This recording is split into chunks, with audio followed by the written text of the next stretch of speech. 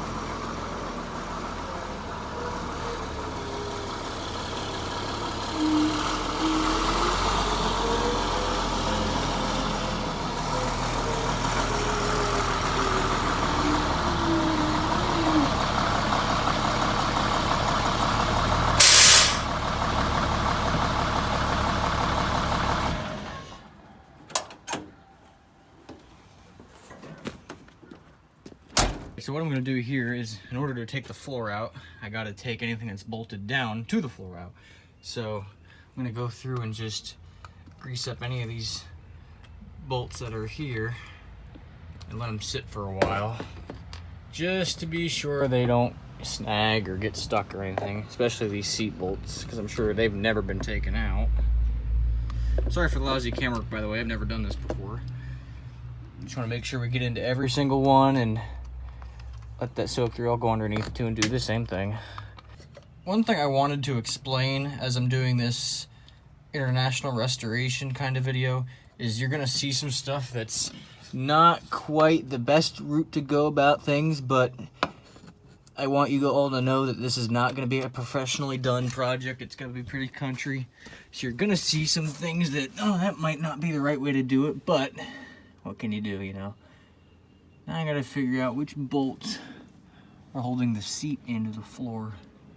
One is there, and the two are behind these air lines and wires here.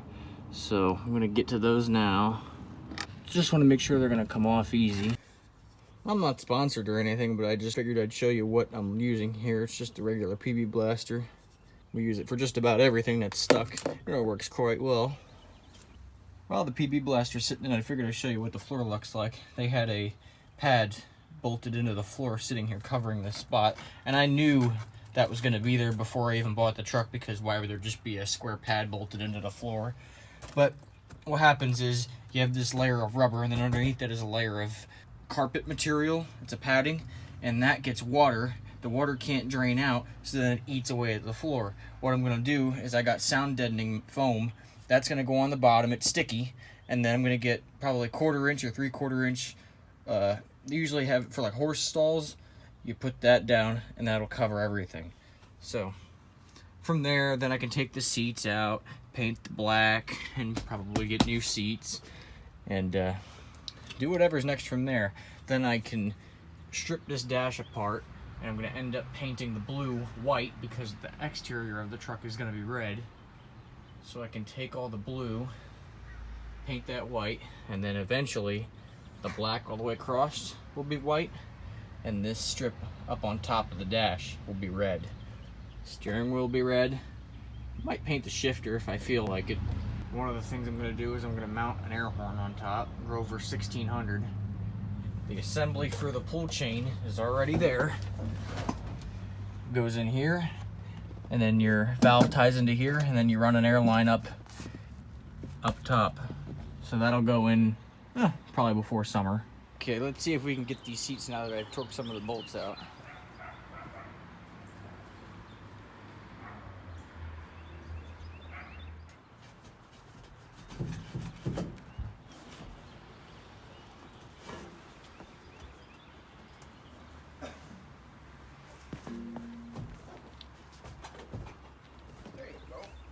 As simple as that. Keep finding goodies every time I take this truck apart. Root beer, vanilla ice. What are they gonna make this an ice cream truck or something? This is weird. Check that out.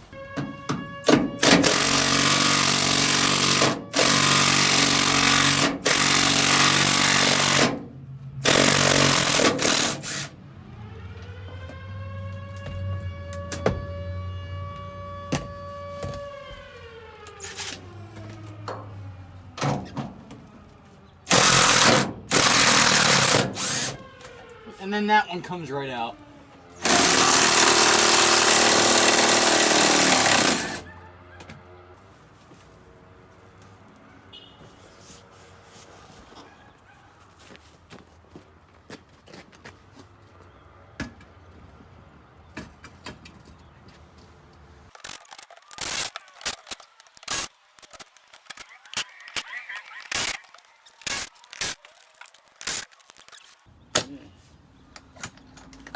All right, let's see how this looks. Hey, an engine. It has an engine. That's good.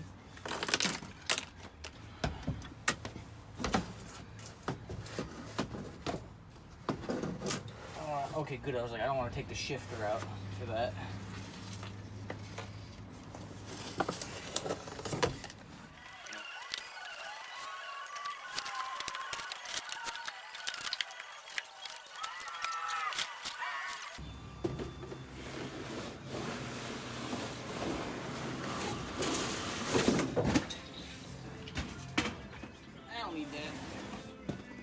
Floor finally torn out. And this is pretty much all that's left. Back towards the end of the cab, everything's completely solid, including this reinforcement or whatever this is here. But you get up toward the front where this pad was and where the doghouse was. That's pretty sketchy. Fortunately, it's just one piece. It's the floor of the doghouse or something, so either I could find one at a junkyard or probably just make one myself. It's only a square that goes around the motor, so that's not too bad. The next day.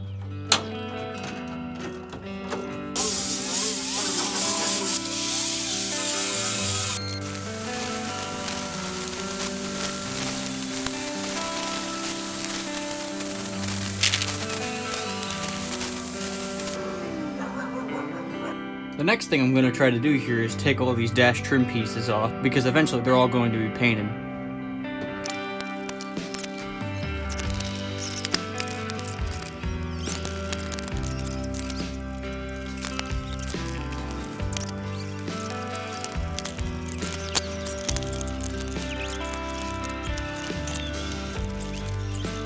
Okay, cool. That's everything, I think. Other than the gauge cluster, which I guess will have to come out eventually.